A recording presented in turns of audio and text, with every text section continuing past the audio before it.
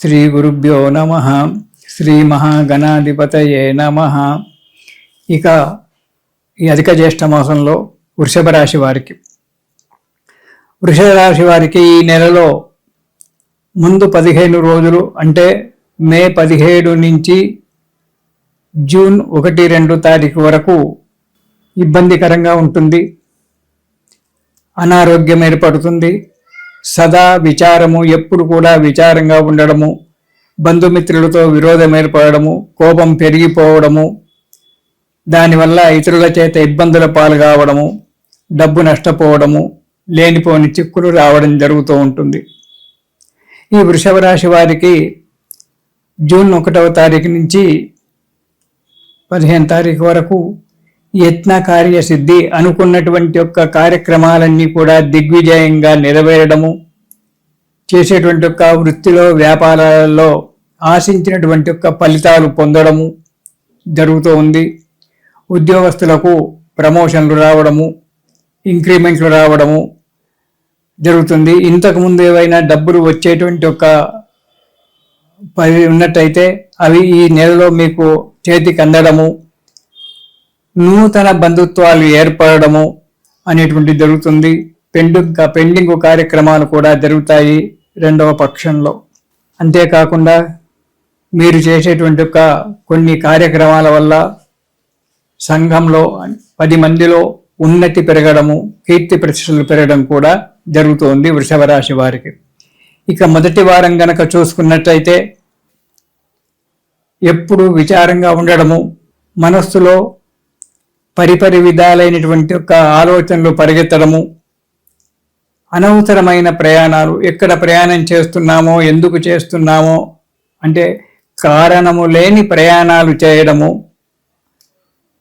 అనారోగ్యం పాలు కావడము, డబ్బు ఖర్చు పెట్టుకోవడము ఇలాంటివి జరుగుతాయి. ఉద్యోగ విషయంలో చిక్కులు రావడము, తోటి ఉద్యోగస్తులతో చిన్న చిన్న కలహాలు ఏర్పడడం జరుగుతుంది. కాబట్టి ముందు 15 రోజులు చాలా జాగ్రత్తగా కాలం గడపాలి వృషభ రాశి వారు. మొదటి వారం. ఇక 2వ వారం గనక చూసుకున్నట్టయితే కుటుంబంలో సుఖము, సంతోషాలు లభిస్తాయి. ఆదాయం పెరుగుతుంది. వ్యాపారస్తులకు ఆదాయం పెరుగుతోంది. ఆశించినటువంటి ఒక లాభాలు వస్తాయి. కొత్తగా ఉన్నటువంటి యొక్క కార్యక్రమాలు ఏర్పాటు చేసుకోవడము, కొత్త వ్యాపారాలకు ముందడుగు వేయడం జరుగుతుంది. ధర్మకార్యాలు చేయడము, ధర్మకార్యాలలో పాల్గొనడం వల్ల మీరు చేసే సహకారాలకు కీర్తి ప్రతిష్టలు పెరగడము, 10 మందితో మంచి అనిపించుకోవడం జరుగుతుంది. ఇక 3వ వారం గనక చూసుకున్నట్టయితే ప్రకృతి రీత్యా అనారోగ్యం ఏర్పడుతుంది. బంధువులతో, మిత్రులతో విరోధాలు ఏర్పడము, కలహాలు కావడం జరుగుతుంది. వ్యాపారంలో డబ్బు నష్టపోవడం జరుగుతుంది. అంతేకాకుండా దుష్ట సహవాసం చేయడము జరుగుతుంది.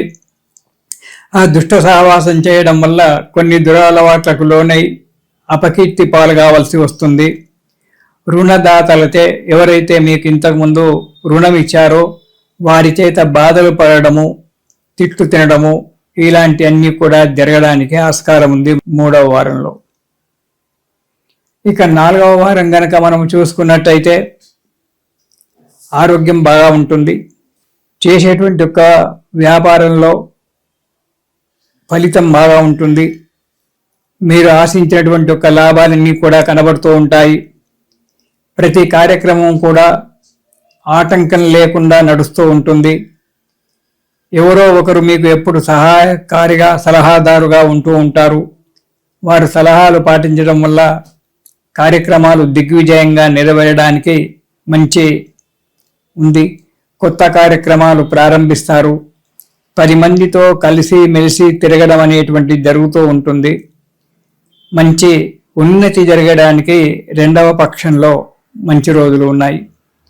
ఈ రాశివారు ఈ నెలలో ప్రతిరోజు కూడా సుబ్రహ్మణ్య స్వామి స్తోత్రం గనక పారాయణం చేసినట్టయితే ఆ వచ్చేటువంటి ఒక మొదటి 15 రోజులలో వచ్చేటువంటి ఒక కష్టాలు కూడా దూరంగా వెళ్ళిపోయి మానసికమైనటువంటి ఒక ఆనందం పొందడానికి ఆస్కారం ఉంది. కాబట్టి వృషభ రాశి వారు ఈ నెల రోజులు కూడా ప్రతిరోజు సుబ్రహ్మణ్య స్వామి యొక్క స్తోత్రాన్ని పారాయణం చేయండి. చాలా మంచి ఉన్నతి కలుగుతూ ఉంటుంది.